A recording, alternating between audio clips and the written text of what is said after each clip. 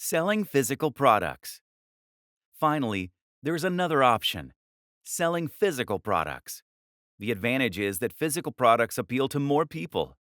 People like buying physical products because they get something tangible in exchange for their money. More people also understand physical products.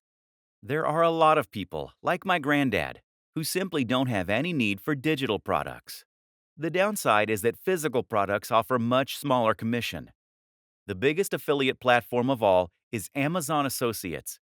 This platform has a lot of advantages. For instance, if someone follows you on your links to buy a product but ends up buying something else, then you still get the profit. Amazon Associates also provides a lot of useful buttons and tools you can use to make sales. But on the downside, Amazon Associates only offers somewhere in the region of 1 to 6% for their products. Most are at the lower end of that spectrum. Amazon also won't pay you in foreign currency unless it's by check. Don't even bother. And it's been well known to simply change its affiliate policies overnight with no warning. Is there money to be made here? Absolutely.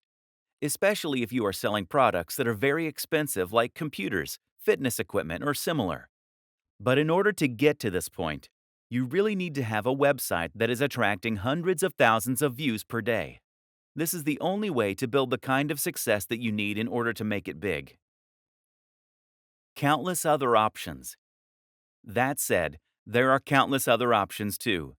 For example, you might choose to sell an online course. These are excellent affiliate schemes that offer a lower percentage than most digital products, but will have better terms than Amazon. You can even find sites that will allow you to sell MBAs. This has potential to earn you a huge amount of cash, and it's a great feeling helping people to better themselves by extending their learning. A great example of a niche with a real mission statement and value proposition.